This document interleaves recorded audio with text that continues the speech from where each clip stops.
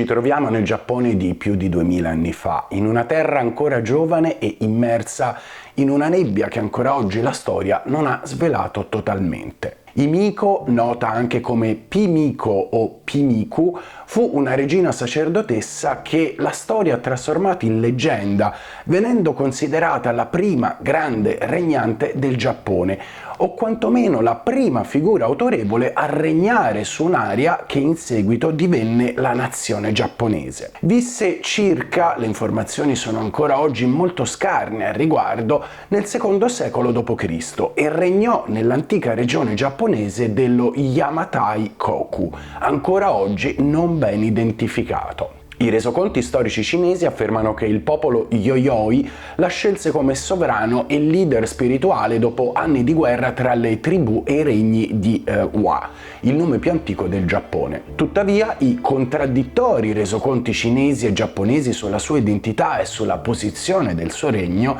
li hanno resi ancora oggi oggetto di dibattito tra studiosi. Il regno di Himiko iniziò molto prima che le isole giapponesi fossero un'unica entità politica che oggi appunto chiamiamo Giappone. Piuttosto l'arcipelago era disseminato di centinaia di clan collegati in confederazioni regionali. Le comunità agricole avevano iniziato a lasciare il posto ai regni diversificati ed il potere politico divenne sempre più consolidato con uno status sociale sempre più stratificato. Le sciamane erano molto apprezzate nella religione popolare e nel proto-shintoismo dell'epoca, considerate in grado di bandire gli spiriti maligni da un lato e parlare a nome degli spiriti divini dall'altro. Poiché le donne avevano uguale accesso al regno spirituale, avevano accesso anche al regno politico. Secondo il testo cinese La cronaca dei tre regni, sempre del III secolo d.C., il regno di Himiko era situato nella parte settentrionale del Kyushu, ma altri resoconti storici affermano che si trovasse nell'isola principale del Giappone, Honshu. Il dibattito iniziato nel periodo Edo non si è ancora concluso oggi, attirando diversi storici per condurre ricerche sulla questione. C'è un'altra ipotesi che afferma come Himiko regnò tra la fine del secondo e l'inizio del III secolo d.C. Oltre a sostenere i suoi doveri religiosi, Himiko presiedeva più di 100 piccoli stati che l'avevano riconosciuta come loro regnante. Inoltre, durante il suo regno aveva inviato missioni diplomatiche in Cina almeno 4 volte. In riconoscimento della sua legittimità, la dinastia cinese Wei le aveva conferito il titolo di regina di Hua, amichevole a Wei, insieme ad un sigillo d'oro e ad oltre 100 specchi cerimoniali in bronzo. Secondo sempre i resoconti storici, Himiko nacque intorno al 170 d.C. nell'antica regione giapponese di Yamatai-koku. Ci sono solo pochi dettagli disponibili sulle sue origini e su quelle dei suoi genitori, ma il folklore giapponese suggerisce che fosse la leggendaria figlia dell'imperatore Suinin, l'11° imperatore del Giappone secondo la lista tradizionale. Ad ogni modo, fu la prima sovrana conosciuta del Giappone e il suo regno durò più di 59 anni, indicativamente tra il 189 d.C. e il 248 d.C. La prima menzione della regina Himiko appare nel testo classico cinese, come dicevamo, Cronaca dei Tre Regni, che fu scritto da Chen Shu tra il 280 e il 297 d.C.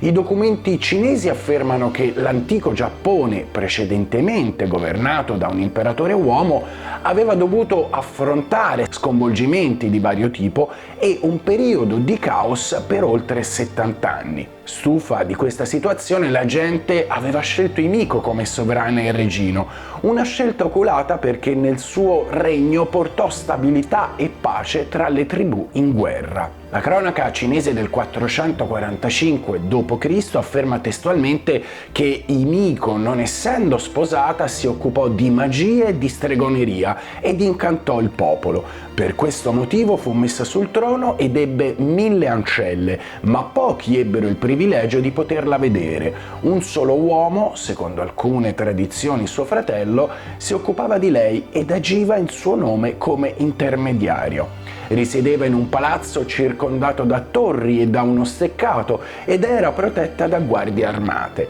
Le leggi e i costumi erano rigidi e austeri. Così recita questo testo cinese.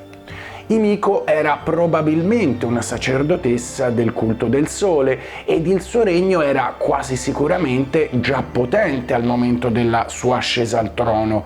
I regni in cui era diviso il Giappone di allora non dovevano essere molto potenti, visto che i cinesi chiamavano il Giappone Wa, che in italiano può essere tradotto come il piccolo popolo. Solo attorno al 690 d.C. il nome del paese venne mutato in Nihon, in italiano paese del sollevante, che conosciamo ancora oggi. Il testo cinese citato suggerisce che Himiko rimase celibe e aggiunge che avesse 1 migliaio di servitrici sotto il suo comando. Viene riferito che raramente si fosse avventurata fuori dalla sua residenza. Il testo inoltre menziona che l'imperatore cinese aveva accolto ogni volta le delegazioni di Himiko, composte prevalentemente da 6 schiave donne e 4 maschi, e che in un'occasione erano stati addirittura donati da Himiko, dal Giappone, 2 pezzi di stoffa lunghi 20 piedi e che le sue offerte erano state accettate e apprezzate. Oggi diremmo che intratteneva buoni rapporti diplomatici.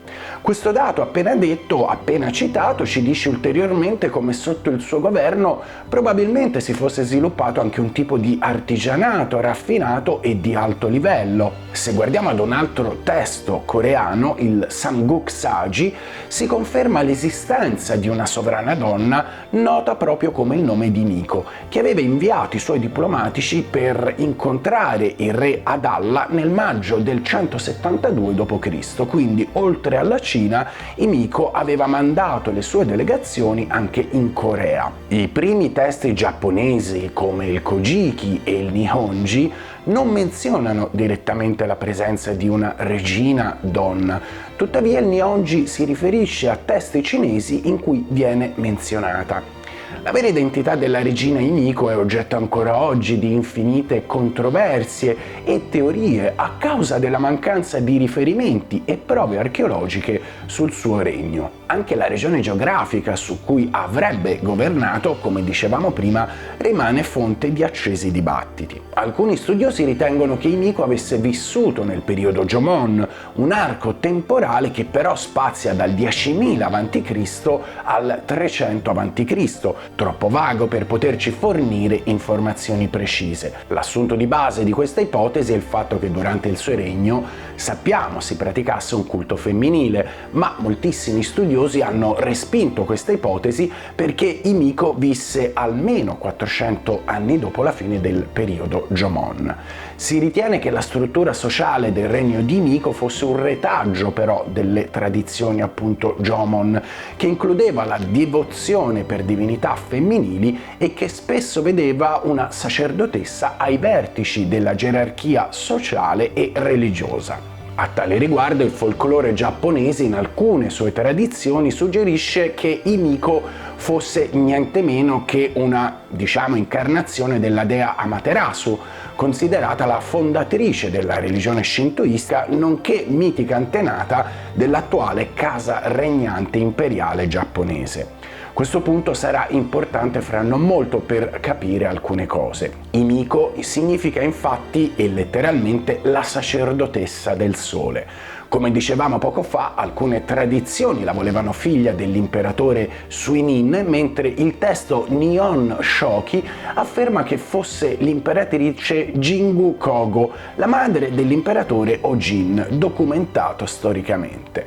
Entrambe queste ipotesi però non hanno ad oggi prodotto risultati sufficienti per essere comprovate. La causa della morte della regina Himiko rimane ovviamente ignota, ma si ritiene che sia morta circa nel 248 d.C.